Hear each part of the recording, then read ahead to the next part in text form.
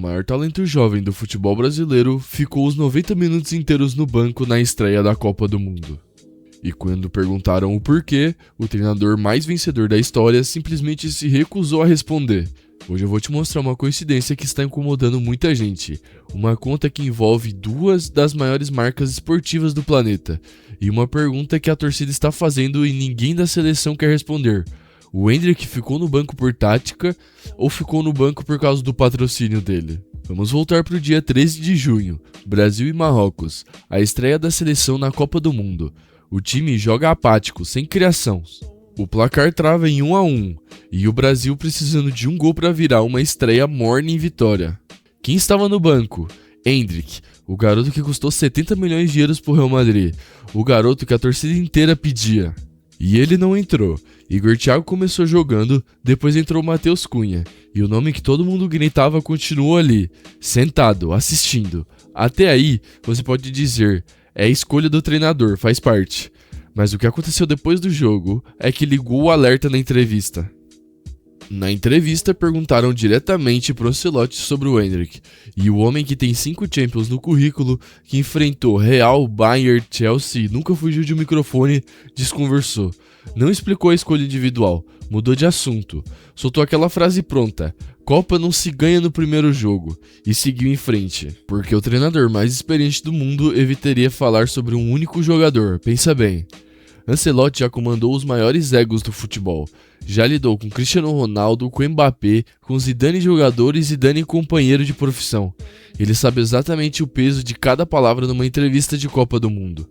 Quando um homem desses escolhe o silêncio não é descuido, é mensagem e a torcida sentiu isso na hora. Tem como você deixar de fora, numa Copa do Mundo, um cara assim? O velho já tinha dito na coletiva passada que ele não ia levar o Endrick. Ele deixou entender, falou, muito novo, tem outro ciclo, não sei o que, o Bob bababá, o Bob isso, o Bob aquilo. Toda vez que o Endrick pisa num gramado com a camisa da seleção brasileira, algo acontece, irmão. Seja contra a Inglaterra e, sei lá, foi Espanha, não foi? Que ele também causou alguma coisa lá. Eu nem achei que foi muito pênalti ontem. O contra-ataque que ele puxou, o passe pro Martinelli também, não foi lá essas coisas? Não foi, mas ele causa alguma coisa. Tem como você deixar de fora numa Copa do Mundo um cara assim, porque a Copa do Mundo ela precisa de momentos mágicos, coisas acontecem, e ele é um cara que traz isso, velho, ele faz a coisa acontecer, ele não tem medo, ele arrasta, ele vai pra cima, ele dá porrada, ele briga com o zagueiro, ele é menor que o zagueiro, ele vai cotovelo e é perna pra todo lado. Tem como deixar um cara desse de fora da Copa do Mundo? Não tem medo de chutar, não sente o jogo. E vai, e aparece. O primeiro lance dele é um carrinho que ele já desarma limpo. O segundo lance dele é que ele dá um tapa na frente e o Vuskovic dá uma abraçada na cara dele, assim, para tomar o amarelo, mas já é o Endrick falando, eu cheguei e vou mudar o jogo. A impressão é que se o Endrick jogasse 5 minutos, ele ainda ia conseguir fazer alguma coisa. A produção dele por minutos jogados é um negócio absurdo. Ele podia falar, pô, cara, jogo passado, pô, o velho botou todo mundo, menos eu ali. E agora, pô, vai me botar nessa roubada aí. Os caras acabaram de empatar, vai me botar nessa roubada aí pra jogar 10 minutos. Não, cara. Ele vai e ele transforma 10 minutos em 120. Tem um detalhe desse jogo que passou batido pra muita gente, mas que vale a pena você reparar. No finalzinho do primeiro tempo, o Endrick foi mandado para aquecer. Ele levantou, correu na beira do campo, fez os movimentos, se preparou, a torcida vibrou. Parecia que ele ia entrar, e aí simplesmente voltou pro banco. Aquecimento feito, substituição cancelada. Repara nesse momento, porque ele diz muita coisa. Não é o caso de um jogador que o treinador esqueceu da existência. É o caso do jogador que foi cogitado, e na hora H foi recolhido. Alguém mudou de ideia, e o garoto voltou a sentar. Guarda essa imagem na cabeça porque ela vai fazer mais sentido daqui a pouco. Agora, antes da Copa, teve outro episódio. O Casemiro, um dos líderes da seleção, deu uma entrevista em que disse que o Endrick ainda não fazia parte do grupo.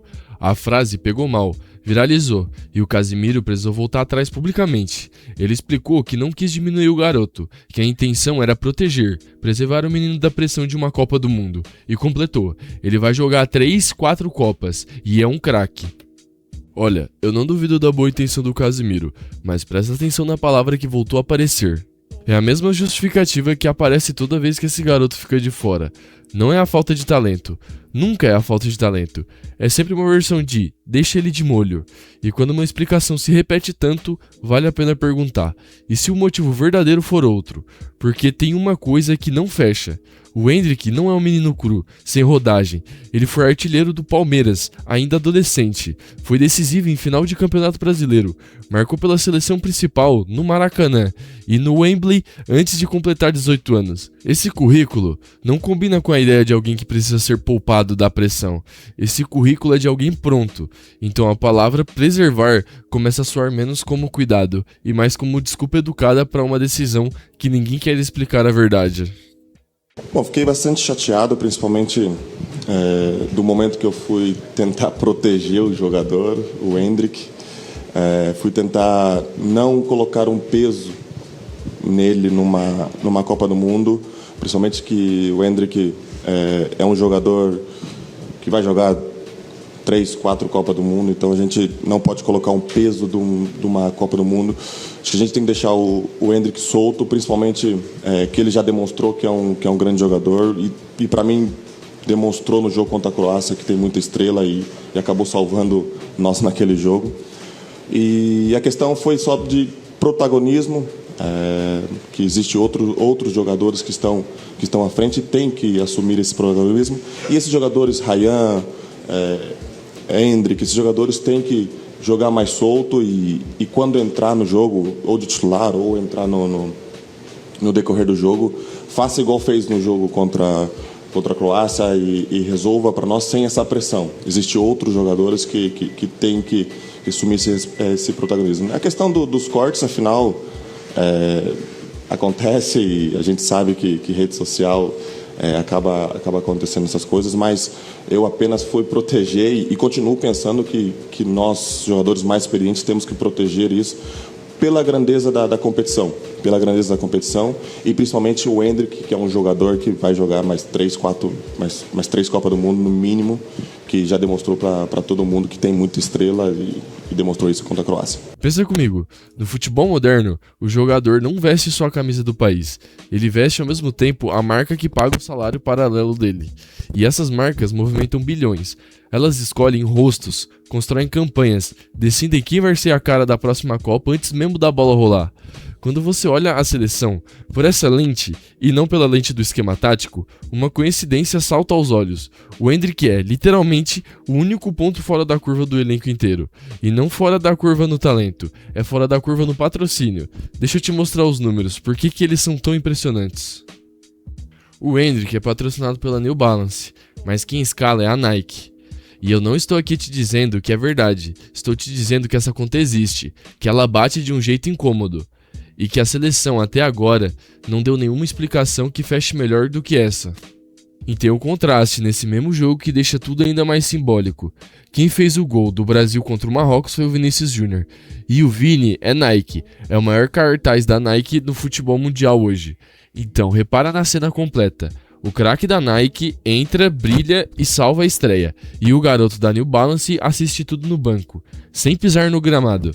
Pode ser por acaso, o futebol está cheio de acasos, mas é exatamente o tipo de acaso que quando vira imagem, conta uma história sozinho, e foi essa imagem que incendiou as redes. O tipo de acaso que quando vira imagem, conta uma história sozinho, e foi essa imagem que incendiou as redes. Então volta comigo para aquela imagem do começo, o garoto aquecendo na beira do campo, a torcida gritando o nome dele, e a substituição sendo cancelada. Eu não tenho a prova de que existe uma mão escondida decidindo quem entra e quem fica no banco. Ninguém tem, mas o futebol é feito de detalhes. E quando os detalhes se empilham todos na mesma direção, parar de fazer perguntas é o que seria ingenuidade. A pergunta que abre esse vídeo continua aberta, e agora é com você. O Endrick ficou no banco por tática do Ancelotti ou ficou no banco por causa de uma chuteira? E se você assistiu esse vídeo até aqui, eu te convido a se inscrever e deixar o like para mais vídeos como esse.